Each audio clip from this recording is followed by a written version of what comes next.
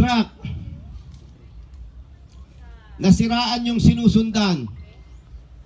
Lumabas sa truck lane. Huli. Pipi ay bauli ako. See?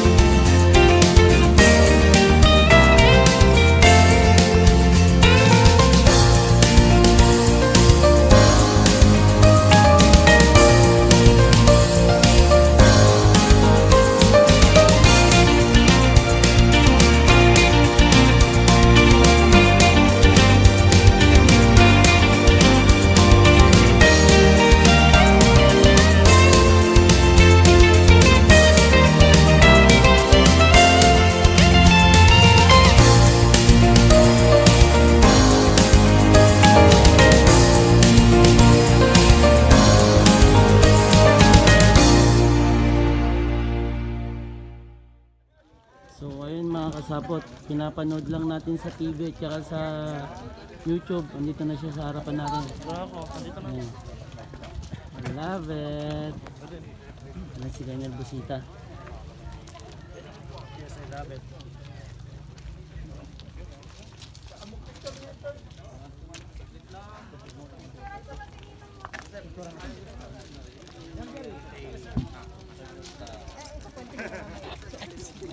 Magmarites kayo mamaya. Daming naiinis sa tanong.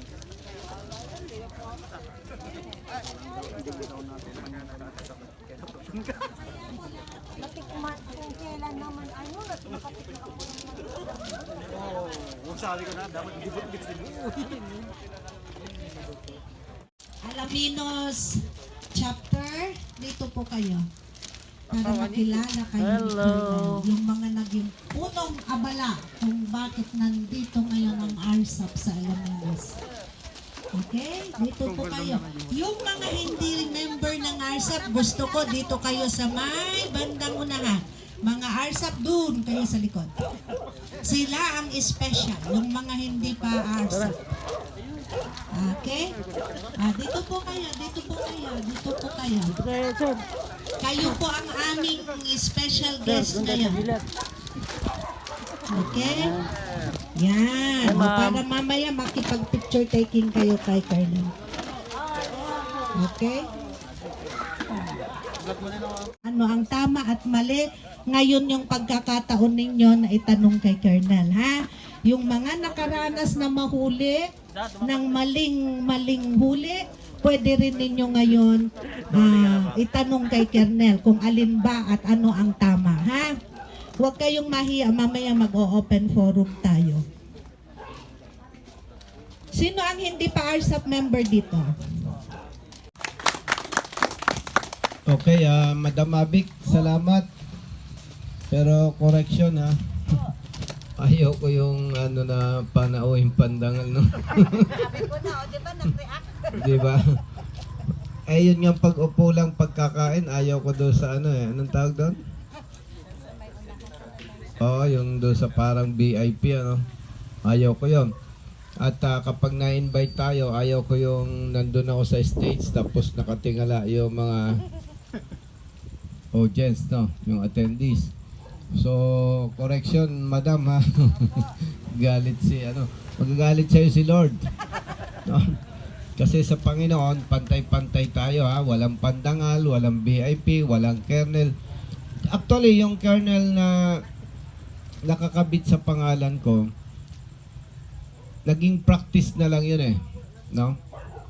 Pero sa puso ko, talagang ang tingin ko sa akin sarili ay kapantay nyo lang. Okay? Mararamdaman nyo naman kung paano ako makipagharap sa inyo. At every time na may tumatawag po sa akin, hindi ko sinisino. Ibig sabihin, hindi ko kinikilala, tinatanong, sino ka ba? Anong grupo ka ba? member ka ng ano bang mapapakinabang ko sa tao na to? Wala. Actually, pag tinanong ninyo ko kung sino yung mga nare-recall kong tinulungan, nagka-problema, wala akong alam na pangalan. Hindi ko inaalam pangalan, hindi ko inaalam kung... Wala talaga. Makikita nyo naman doon sa mga conversation. Okay, by the way, naumpisahan kasi ni Madam Mavic yung panauhing pandangal, Natayo ang balahibo ko pagka ganon. Ever since po, kahit nung nasa PNP pa ako, ayaw ko po yung yung parang VIP ka. Parang ewan ko, ayaw ko talaga ng ganun So, nawala ang diskarte ko guwado sa panauhing pandangal na sinasabi. So, joke lang 'yon, So, sa inyong lahat po, magandang hapon. At salamat sa Panginoon nating Diyos dahil ako, kayo, at ang ating mga pamilya ay nabigyan uli ng panibagong araw na masigla, malakas, at may kapayapaan sa puso at sa isipan.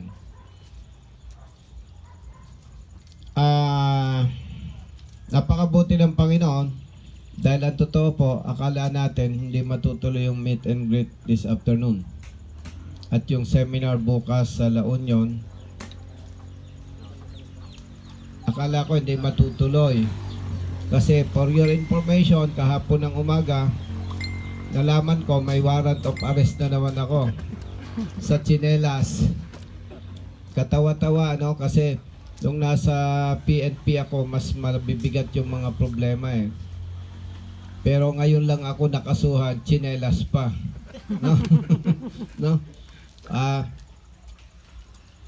Doon sa hindi nakakaalam, tumawag sa akin yung mag-asawa dahil nahuli ng MMDA enforcer sa paglabag na nakatsinelas ang angkas. Siyempre, pag may humihingi ng tulong sa atin, kung may time tayo, binibigyan agad natin ng immediate attention. Sa PNP, ang natutunan ko kasi tinatawag Madam Mavic na damage control. Yung bang nagka-problema na, may damage na, kontrolin mo na lang. Ibig sabihin kontrolin, na abala na yung mag-asawa, control natin yung damage. Dahil kung sila ay matikitan, magmumulta, mali naman talaga ang huli. So, ganon. Mag-explain ako sa inyo kasi yung iba, Madam, hindi naintindihan, I do not know, pero sa riding community, mas maraming nakakaintindi. Kasi alam niyo yung problema. Mahilig daw ako sa shortcut. Shortcut kasi, mali ang huli, huwag mo nang ipatuloy.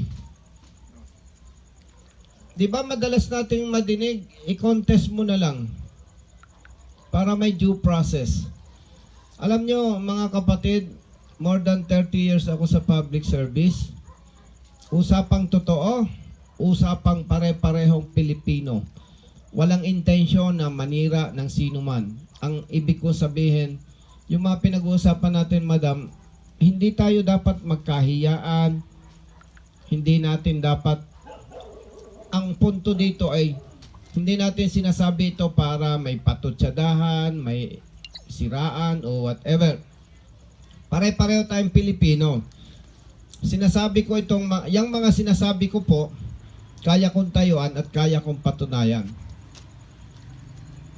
More than 30 years ako sa public service. Yung sinasabing due process, pag nahuli ka at mali, ewan ko sa iba, sinasabi, may due process daw Alam nyo, pag sinabi mong mag-contest para may due process, dalawa lang ang iniisip ko Either inosente ka or ipokrito ka. Inosente ka kung hindi mo alam yung sistema. Ano yon? Pag mahali ang huli sa'yo, dahil alam mong mali, magko-contest ka. Pag nag-contest ka, ilang beses kang a-absent sa trabaho? Minimum 3. Why? Hindi ka manager eh. Pag hindi ka manager, madam, absent ka ng 1 or 2 hours straight yun, absent ka na. Unlike manager, kahit late ka ng kalating araw, boss ka eh, pwede. Pero sa maliit na manggagawa, iba. Pag 2 hours, 3 hours absent ka, wala na yun. Whole day absent ka. So mag-file ka ng contest, mag-schedule ng contest, mag-schedule ng release ng contest. Minimum 3 days. Ang pinag-uusapan natin yung regular situation unlike now, may pandemic, kapag nag-contest ka, Zoom. Pero mas mahirap kasi yung sa Zoom eh. Dahil ng mas magandang mag-explain face to face eh. No? But experience ko sa MMDA, basta pag nag-contest ka, tama ka, panalo ka.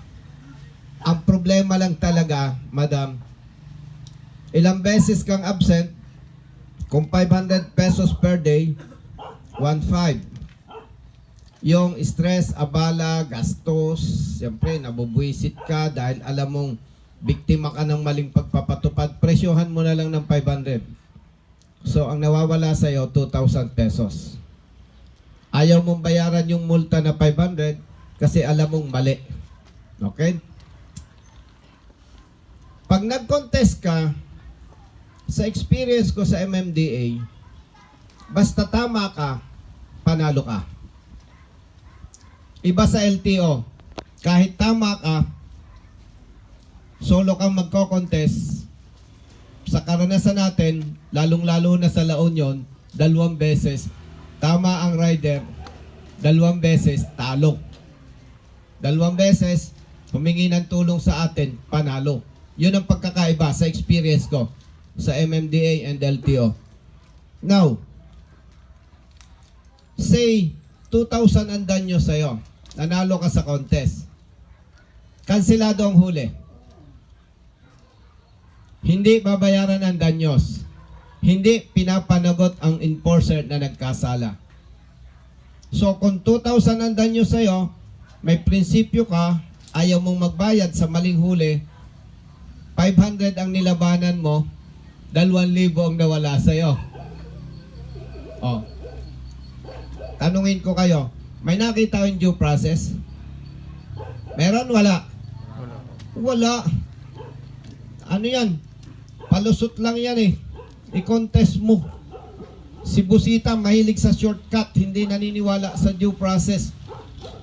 Naniniwala ako sa due process. Yun ang tama. The problem is, hindi totoo na may due process. So, kaya, pag humingi ka ng tulong sa akin, hindi ko pwedeng ipayo sa'yo, bro, mag-contest ka na lang para may due process. Kasi pag sinabi ko yon, inuunggoy kita. Ginagawa kitang tanga. Pasensya sa salita. Hindi ko pwedeng gawin sa'yo yon kasi isang malinaw na panluloko yun. Kasi 30 years ako sa public service, wala pa ako madam na tandaan na babayaran yung danyos. Enforcer, dahil nagkasala ka sa kanya, bayaran mo yung danyos ha. Walang ganun. Walang, dahil nagkasala ka enforcer, iimbestigahan ka, kakasuhan ka, masusus. Walang ganun. Kaya, yung mga, isama ko na yung police dahil hindi naman kinukonsente ng PNP leadership yung katiwalian sa PNP. Pero walang immediate commander na nagbigay ng proper attention sa ganitong usapin. Wala pa akong nabalitaan chief of police na patrolman, mali ang huli mo. Bayaran mo yung danyos. Tapos, hintayin mo yung investigation sa'yo May pananagutan. Walang ganun eh. Kaya mapapansin po ninyo, yung ilang mga pulis, hindi lahat ha. Yung ilang mga enforcers, hindi lahat. Patawa-tawa lang. Wala lang. Pag nangatwirahan ka, bro, sir, ganun, contest mo na lang sa opisina. Matatapang silang magsalita, i-contest mo na lang kasi hindi sila pinapanagot, hindi sila pinagbabayad ng multa, hindi sila pinapanagot. Parang wala lang, libangan na lang nila. Ang isa pang problema dyan, may mga lokal na pamahalaan po, nagbibigay ng porsyento sa multa. Yung iba, 20%. Ay siyempre, kung makahuli ka ng araw na to, ang total amount ng nahuli mo ay 10,000 pesos. Magkano 20% nun? 2,000. Isipin mo, laki nun. No? So, ang nakita ko, may ibang lokal na pamahalaan, ang liit ng isinusweldo sa enforcer,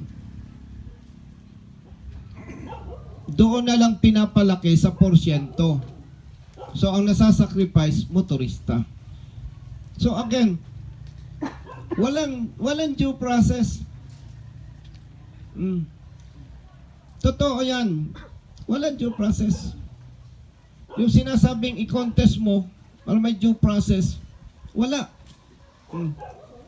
Wala talaga. O, sige, tumayo dyan yung kokontra. Usapang Pilipino, usapang totoo. Sino nang nakaranas sa inyo na nagkamali ng huli, binayaran kayo? Wala pa. Sino? Tumayo. Usapang totoo, hindi ako magagalit. Anyway, makakarating naman ito kay Colonel Nebria. Meron kaya siyang binayaran o pinabayarang multa dahil panalo sa contest? Meron kaya silang sinuspende na enforcer dahil nagkasala? Siguro meron yung nag-viral. Pag nag-viral, immediately i-refund yung nakotong. Tapos kung hindi, I do not know kung tinanggal o sinuspende. But generally, walang due process na sinasabi nila. Si Attorney Libayan ng batas natin, binanggit pa yan.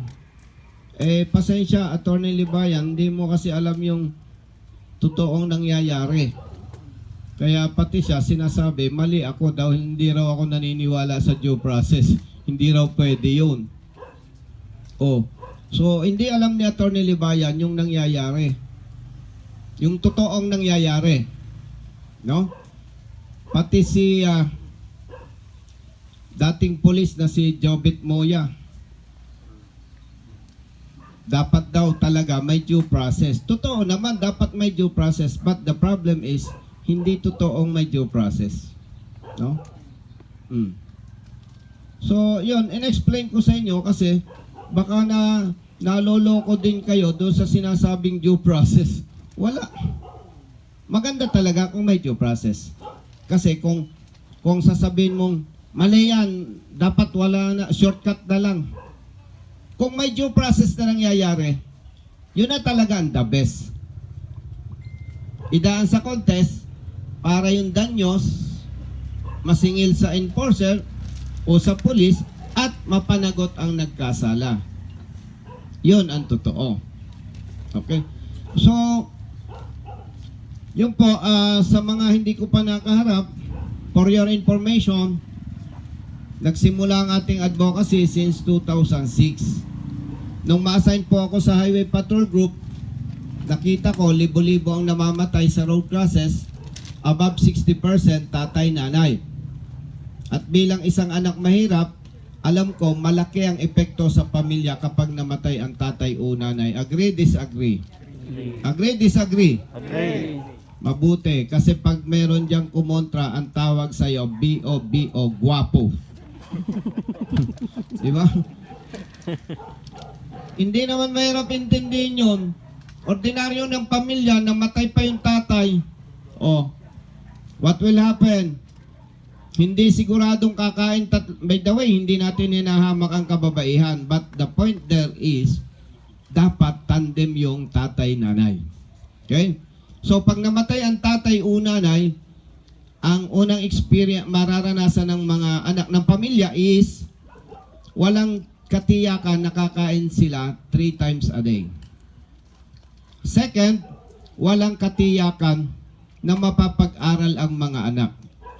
So, for me, nung nakita ko po na thousands Pilipino ang namamatay sa road crosses, at pasensya kung mali ako, ito naman ay sarili kong opinion, na ang opinion ko, dahil hindi ito nabibigyan ng proper attention ng pamahalaan, itong road crosses, itong road safety, ang opinion ko dyan, tataas ang krimen lalo sa darating na mga panahon. Why? Libo-libong pamilya ang lalong naghihirap. Sino yon? Yung namamatayan ng nanay o tatay. Libo-libong bata ang nasisira ang buhay at kinabukasan. Sino yon? Yung mga namamatayan ng tatay o nanay, yung nauulila. So ako, malinaw na malinaw sa aking pananaw yan. Kasi nga, anak mahirap ako, may mga naging barkada ko na naligaw ng landas. And alam ko, mag-agree kayo. Lahat ng kriminal dumaan din sa pagkabata. Tama po. Tama. Lahat ng kriminal dumaan sa pagiging bata. Okay? Yung mga may anak sa inyo, tanungin ninyong anak, anong gustong maging? Lahat ng anak ninyo, ang ganda ng pangarap sa buhay. Ibig sabihin po, lahat ng mga naging kriminal, naging bata din, tinanong din sila ng kanilang parents, maganda ang pangarap sa buhay. Pero hindi nakamit, hindi naging matagumpay. Anong punto dito? Napakahalaga po ng tatay, nanay sa pamilya. Pundasyon ito eh. So, doon po nag-umpisa ang ating advokasya. Nagkakandak po ako ng pre-seminar. And simula po noong 2006 hanggang ngayon, talamak ang pang-aabuso at maling pagpapatupad ng batas. 2006 ko pa po ginagawa yung pagtatanggol kapag may tumatawag. Alam niya ng aking mga nakasama sa HPG. No? At ngayon ko lang po naranasan magsuot ng orange na t-shirt. No? Nakaapak. Ang tawag doon, mag-shot. Awang-awa sa akin yung pamilya ko. Mga kaibigan ko, kayo awang-awa sa akin. Huwag kayong maawa sa akin. Kasi yung nangyari kay Jesus Christ, mas mabigat yun. No? Inulpi, hinataw, pinako sa krus. Yun ang hindi natin kaya, ano. Pero yung picture naka-orange, ay okay lang yon, no? Ang mahalaga po, dinadanas natin ito kasi meron tayong advokasya. Okay? So, yung paglabas ng warrant of arrest sa akin, yun ay legal na proseso kasi sinampahan ako ng kaso ng enforcer. Okay? So, wag kayong mag-alala, wag kayong malungkot kasi lahat ng problema, lahat ng dinadanas natin, pinagtitiwala natin sa Panginoon nating Diyos. And one thing for sure is, mangyayari ang kalooban ng Panginoon.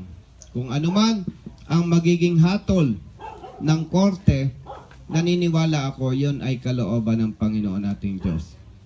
Kaya dapat matatag tayo. Okay? So, balik tayo. Since 2006, nagkakandak na po tayo ng pre-road safety seminar. Kasi nga, mahalaga ang buhay ng bawat Pilipino. Okay? And since 2006, kapag may nahingi ng tulong sa atin, tumutulong tayo. Lately lang tayo nakilala kasi po, na-realize ko, mas maganda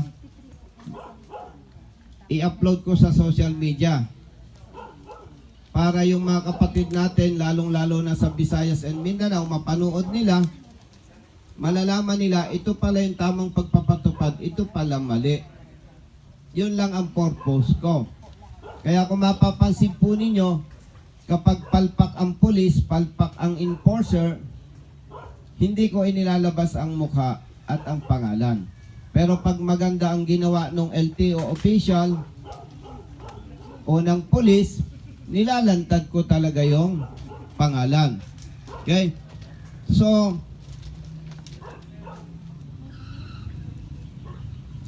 nag-ikot po tayo ng Visayas and Mindanao, kapareho nito. Ang purpose natin is alam sa iba na hindi pa nakakaalam ano yung ating advokasya.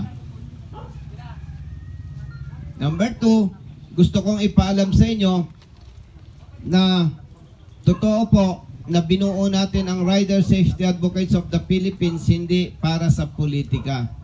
Binuo ang ARSA para sa ating advokasya. Okay?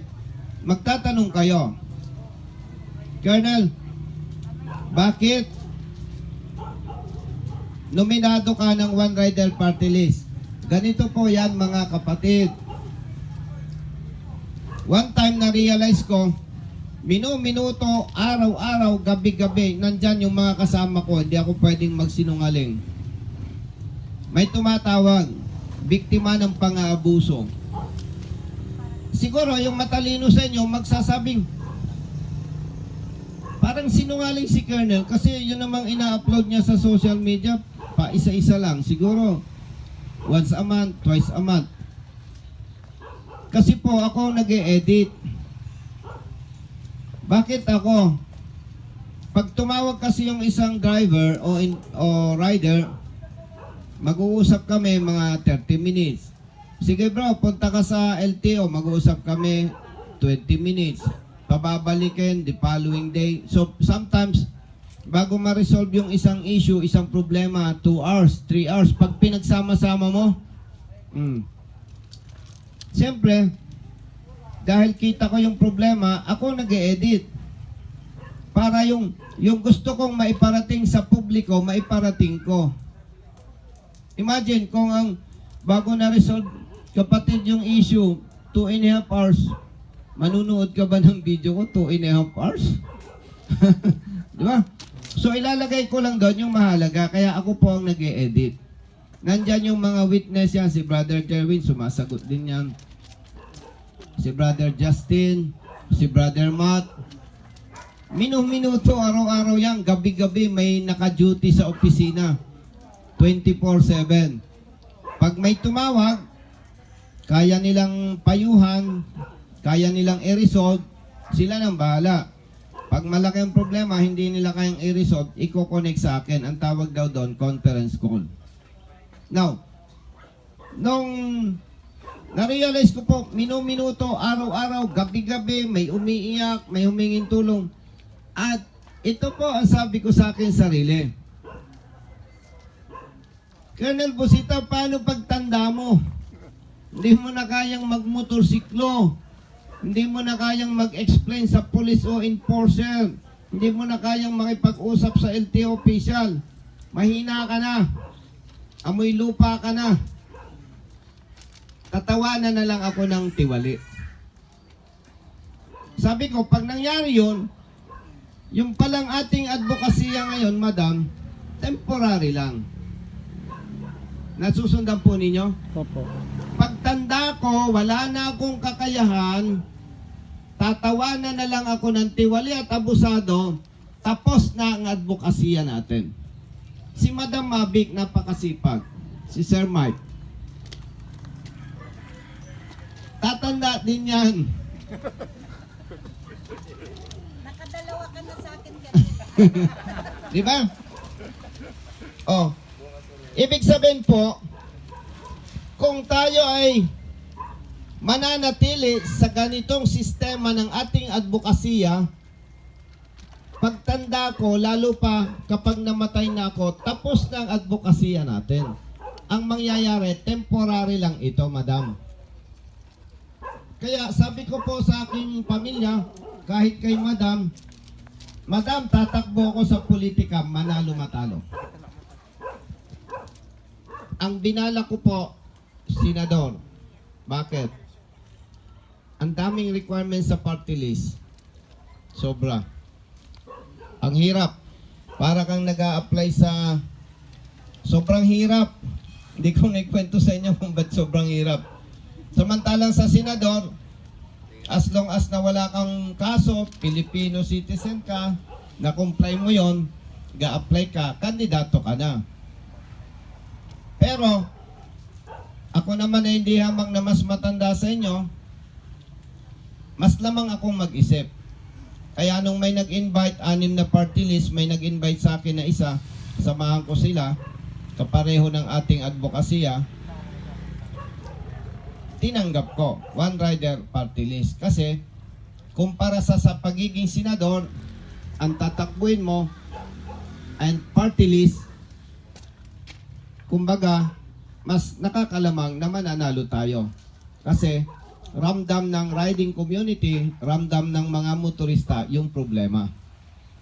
Now, balik tayo. Sabi ko po sa family ko, matalo, manalo, tatakbo ko sa politika. Anong ibig mo sabing matalo, manalo? Gusto ko, pagdating ng araw na mamamatay na ako, wala akong pagsisisihan. Ano yon? Halimbawa, tumakbo ako. Doon tayo sa worst scenario. Yung masamang resulta.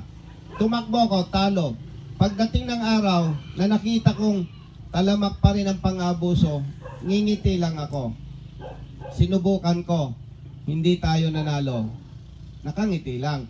Kaysa naman yung hindi ka nag-attempt, pagdating ng araw, pagsisisihan mo. Nakukuha niyo ko yung punto ko. Tama. So, bakit ang salita ni Colonel manalo matalo? Hindi po ako yung tao na pipilitin. Oh, bro, boto mo yung ano ha. Bro, kumilos kayo. Wala, hindi ko ugali po yon. Ako, basta may plano sa buhay, sa mga concerned party, pinapaalam ko. Kung nakita mo na tama ako, suportahan mo. Kung tingin mo mali yung pinapla, di wag mo suportahan. Hindi ko po ugali yung ipilit yung gusto ko. Makikita nyo naman yung leadership style ko. Yan, sina Madam Mavic. Yan, mga kasama ko. Hindi ako yung diktador na you do this, you do that. Ay, di mo ginawa yan, mamalasing ka. Hindi ko ugali yun. Okay? So, balik tayo. Nakita ko yung problema. Ang daming namamatay sa road crashes, hindi nabibigyan ng proper attention, road safety education. Ang daming naabuso, hindi nabibigyan ng attention, patawa-tawa lang ang mga tiwali at abusado. Now, kung loobin ng Panginoon Diyos na makaupo tayo sa Kongreso, una, magsusulong tayo ng batas para sa road safety. Ikalawa, magsusulong tayo ng mga batas na magiging armas at magpoprotekta sa mga motorista. Ngayon, sir, ano yung mga batas na magiging armas at magpoprotekta sa mga motorista?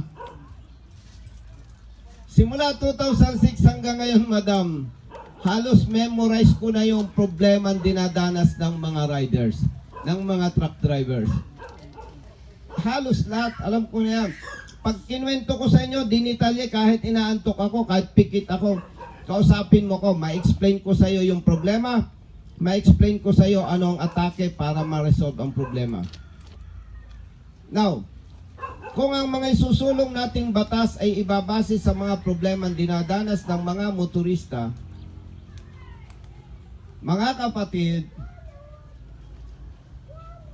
alam natin, may magagandang batas, kahit maganda ang batas, hindi na ipapatupad, basura yan. Sayang yan. Ano yung significant example? Helmet law. Talagang maganda at kapaki-pakinabang ang helmet law na isinulong ni Senator Bong Revilla. Helmet. Ang ganda niya para sa safety. Riders kayo, walang kokontra dyan. Okay? Helmet. Ang ganda ng batas. Pero dahil hindi na ipapatupad ng tama, sayang. Are you sure, Colonel? Tama yung sinasabi mo na hindi na ipapatupad ng ayos itong helmet law? Yes. Anong basihan ko? Umikot ka. Makikita mo. Pangalawa, sabi ng report ng DOH, siyam sa bawat 10 na namamatay sa pagmumotorsiklo, walang helmet sa ulo. DOH ang may sabi noon, hindi ako. Tapos makikita mo, marami nang namatay na riders, biyak ang ulo, walang gasgas ang siko. Oh. So, yun yung isang patunay. So, kung loobin ng Panginoon Diyos na makaupo tayo sa Kongreso, Yung helmet mo. ang One Rider Party List, magsusulong tayo ng batas para protektahan ang mga motorista. Alam nyo naman, ang lagi kong sinasabi, basta tama, kampi-kampi tayo. Meaning, hindi natin naabusuhin. And, kahit maganda ang batas, hindi na ipapatupad ng tama, para sa akin, basura.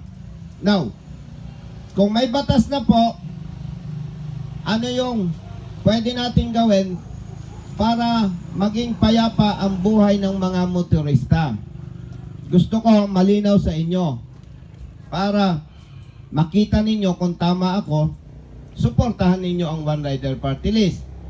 Kung nakikita nyo naman na mali yan, may pagdududa ka, pera ng pondo para sa mga motorista. Saan natin gagamitin yon? Halimbawa, si kapatid tumawag.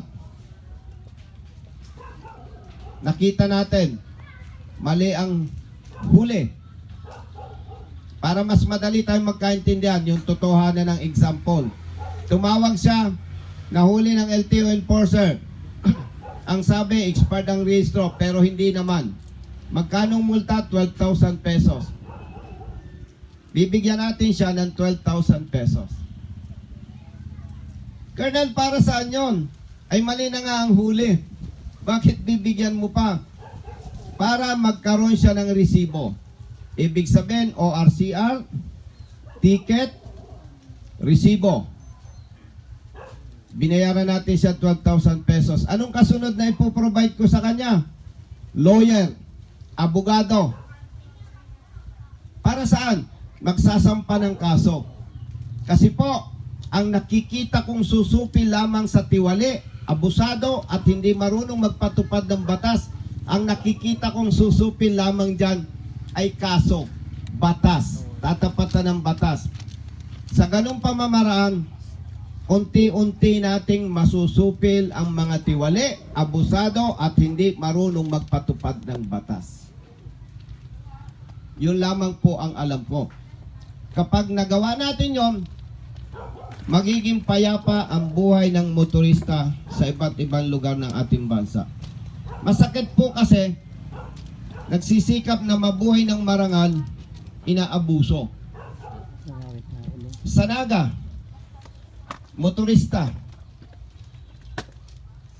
mali ang huli, pinareting natin sa kinaukulan, hanggang ngayon 12,000 pesos nandun.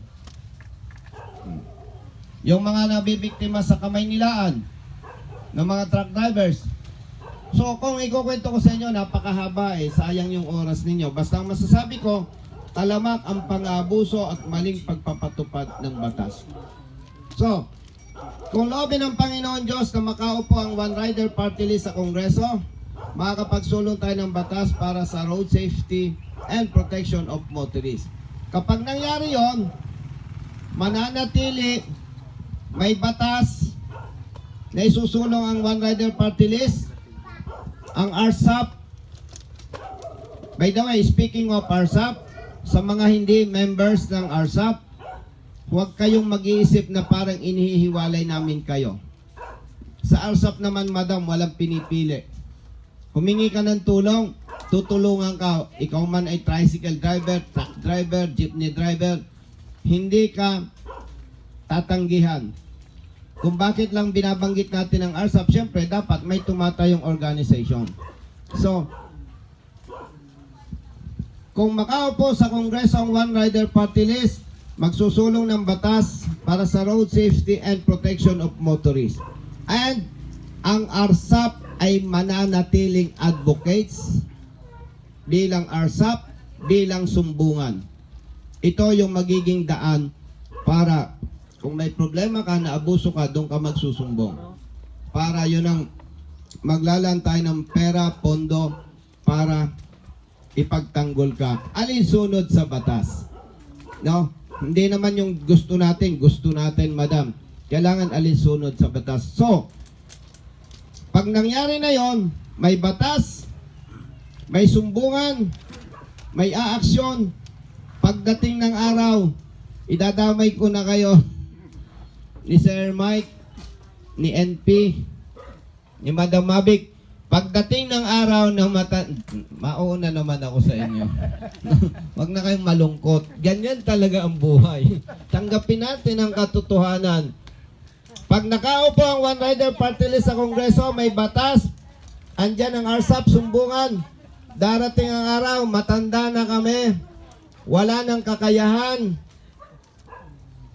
Kayo ang papalit sa posisyon. Mananatiling may nakaposisyon sa Kongreso at sa RSAP bilang sumbungan. Darating ang araw, hihina kami hanggang sa darating ang araw, babay sa inyo. No? Magpapantay din ang pa ako. Yan naman ay totoo eh. Lahat naman, sir. Baka makita nyo, nakangiti ako doon sa loob ng box. No? Nakangiti ako sa inyo. Ba't siya nakangiti? Parang naalala ko nung siya ay napicturean, naka-orange ang t-shirt. Nakangiti. Why? Mapait na katotohanan, napicturean ka, naka-orange, pero nakangiti. Bakit? Lasap na lasap ko ang ating advokasya. So pagdating ng araw, pantay na ang pa ako, mapapansin ninyo, nakangiti ako. Bakit? Tagumpay tayo. Payapa ang buhay ng motorista sa Pilipinas. Amen? Amen. Yun po. Now, hindi po ako yung typical na yung sinasabi nilang trapo, traditional politician, nangangako, bla bla bla. Ang estilo natin, hindi naman ako millennials, no? Centennial ba ang tawag doon? Hindi ba mo lang yung matanda, Ernest? Hindi po ako typical na katulad ng sinasabi ng iba, traditional politician. Hindi ako mangangako sa inyo. Pinakita ko sa inyo yung problema, pinakita ko sa inyo yung solusyon, at nakita naman po ninyo, matagal na kami ni Madam Mavic, ni Sir Mike, ni NP, at kayo, matagal na kayo sa advokasya, alam nyo, ginagawa natin ang lahat sa abot ng ating makakaya. Hindi ako makikiusap sa inyo na, bro, please, boto niyo yung One Rider Party List. Bro, please. Hindi ako makikiusap sa inyo. Why? Yung problema ang binabanggit ko sa inyo, hindi ko problema. Hindi problema ni Madam Mavic, hindi ka problema nitong mga kasama kong officers ng RSAP. Problema ng hanay ng mga motorista, kaya hindi ko kailangang makiusap sa inyo. Ang mahalaga, alam nyo ang problema, alam nyo ang solusyon, alam nyo na may magagawa tayo kung makakapwesto sa Kongreso. Kung ikaw ay kumbinsido, naniniwala at may tiwala, huwag kang magdalawang isip. Iboto mo ang One Rider Party List sa May 9, 2022. Pero, kung ikaw ay may pagdududa, kapatid, huwag ka nang magkasala. Huwag mong iboto ang One Rider Party List. Simple. Pero kung mahal mo ang hanay ng mga motorista at ang kanilang pamilya, huwag kang magdalawang isip. Iboto mo ang One Rider Party List. Dahil ang kaya naming ipangako sa inyo, gagawin nating payapa ang buhay ng mga motorista sa Pilipinas. I love it. Yes. Isa lang. Pag-ibig sa kapwa. Pag-ibig sa mga motorista. Pag-ibig sa kanilang pamilya. Why? Bakit sinasabi ko sa inyong pag-ibig sa motorista at sa pamilya? Isipin mo, truck driver galing Mindanao. Ilang araw magtitis. Sino truck driver dito? Meron? O, ito ang witness. Siguro, kapareho kayo ng nararanasan ng iba. Makaka-relate kayo. Driver ka galing Mindanao. Ilang araw mong hindi makakasama ang pamilya. Pagod, gutom, init, pawis, antok. Tama? Tapos wawalang yain ka ng enforcer. Masama lang mag-PI eh. At nakaharap ako sa camera, may nagbibideo sa inyo eh. Pero pagbigyan nyo na ako, poop. Anyway, yun namang ating butihing Pangulo, nagmumura din eh, ano. Pagbigyan nyo na ako. Putang ina talaga. Nagtitiis, isa lang. Nagtitiis ng gutom, pagod, puyat. Tapos pagdating sa Maynila, tumirik, nagka-problema. Ginapang ni driver sa ilalim. Ang dumi ng kalsada, ang init. Then habang ginagawa niya, dumating yung towing truck, kinabitan ng tow bar. Paglabas ng truck driver, sir, okay na po. Hindi pwede. 9,500. Pagod si truck driver. Puyat, gutom. Hinanapan ng ORCR. Nagkamali ng naibigay. Sumunod ka sa impounding. Sunod si truck driver. Pagdating sa impounding, sir, ano po ang violation ko? Expired ang register. Ay, sir, kukunin ni truck driver, madam. Sir, pasensya na po. Mali po yung naibigay ko. Wala na yun. 5,000 pesos. Maynila. Grabe. Ano pa? Pagtsatsagaan ko kayong magkwento. Hindi ako mag-iimbento. Ginanahan ako kasi ang presko eh. No, walang init, ang lamig, may tubig. Sasamantalahin ko yung oras. Para lang maunawaan po ninyo. Okay? Truck. Nasiraan yung sinusundan. Lumabas sa truck lane. Huli. PPI ba uli ako?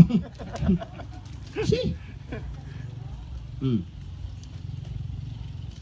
Truck. Inaprobahan ng container yard sa Maynila. C3. Nakapila ang truck, pipick up ng container. Huli. Obstruction daw. Enforcer, ano po ang dapat nilang gawin? Umikot daw ng umikot. Ano, PPI uli ako. Di ba? Nakita niyo yung problema? Walang consideration. Oh. Sa Batangas. Okay. Taas ang kamay ng nagmamaneho. Dumadaan sa Batangas. Yan. Makinig kayong mabuti, mga kapatid. Pag ikaw ay galing Visayas and Mindanao, ang unang lalapagan mo sa Luzon is Bicol. Bicol or Batangas. Sa inyong lahat, mula Bicol hanggang Metro Manila, iiwasan mo ang Santo Tomas, Batangas. Dahil kapag ikaw ay inantok, nakakita ka ng maluwag na lugar sa Batangas ng Santo Tomas, tumigil ka dahil antok ka, huli, impound. Kita ninyo na talagang dinesign at pinabricate para sa motorsiklo, yan ay libre sa inspection, libre sa registration. Sabi yan ng memo ng LTO. Kapag ang inyong top box or saddle box ay katulad ng LBC, JRS, Jollibee na customized. Ibig sabihin customized, ginawa lang dyan kung saan-saan. Hindi kasi yun, iba kasi yan eh. May quality control, tested kung safe.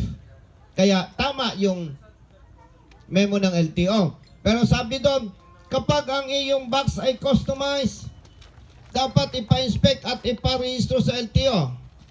Loud and clear, di ba? Pero pumunta ka sa Davao, huli. Oh.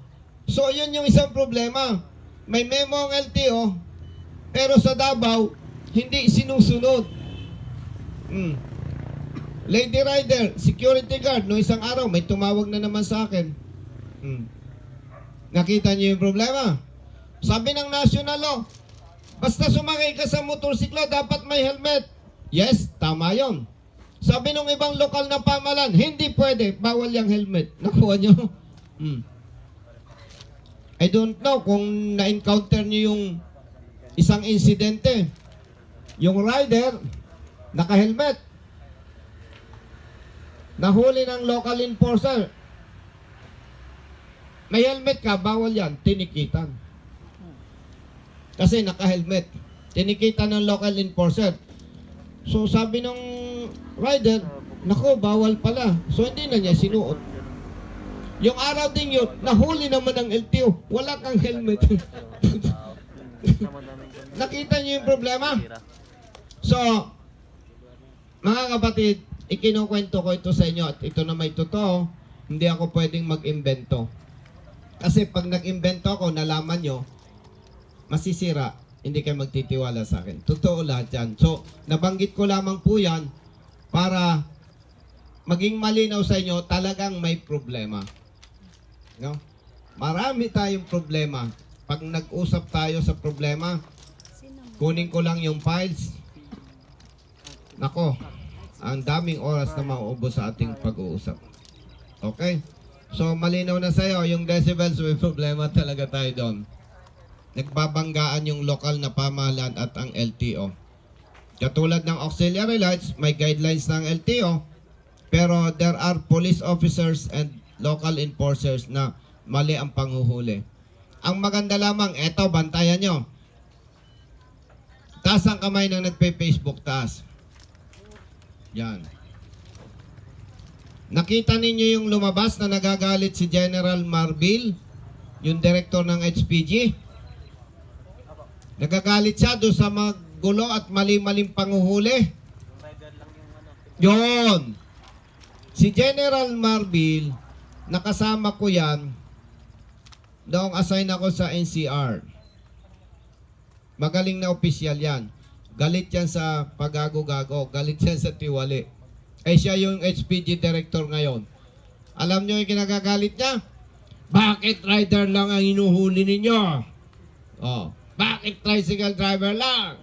Pag magaganda sasakyan, okay, sasaluduhan pa, di ba? Tapos yung maling-maling huli, so galit siya. Yon ang magandang balita.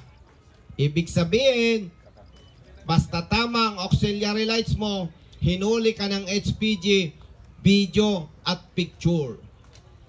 Dahil doon sa ipinahayag ni General Marbil, basta tama ka 100%, pag dumulog ka sa kanya, mamalasin yung magkakamali. Okay? So, nakasama ko na yan si General Marbil, kaya naalala ko, nakita ko, natuwa ako, nagagalit siya. Kitang-kita niya yung diskriminasyon. Okay?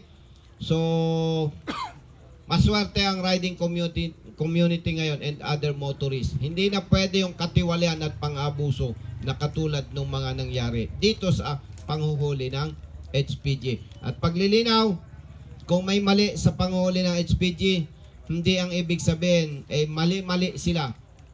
Ilan lamang yan, yung hindi marunong magpatupad ng batas. And hindi naman kinukonsinte ng HPG. Galing po ako dyan, kaya kaya kong sabihin. Okay?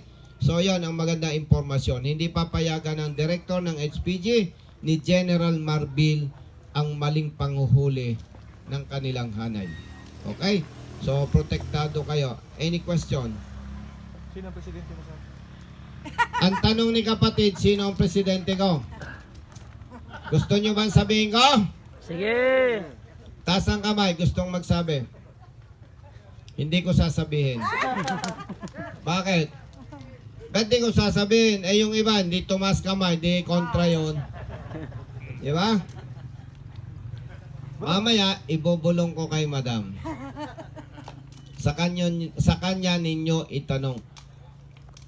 Bakit ayaw ko mag-declare ng presidente? Number one, yun yung nagkakaisa-isang kapangyarihan ng bawat Pilipino. Kapangyarihan mo yun eh. Pipili ka. Kumbaga sa husgado, ikaw ang magsisintensya. Nasa kamay mo. Bakit ayaw ko magdeklara kung sino ang iboboto kong presidente? Una, hindi, alam nyo naman,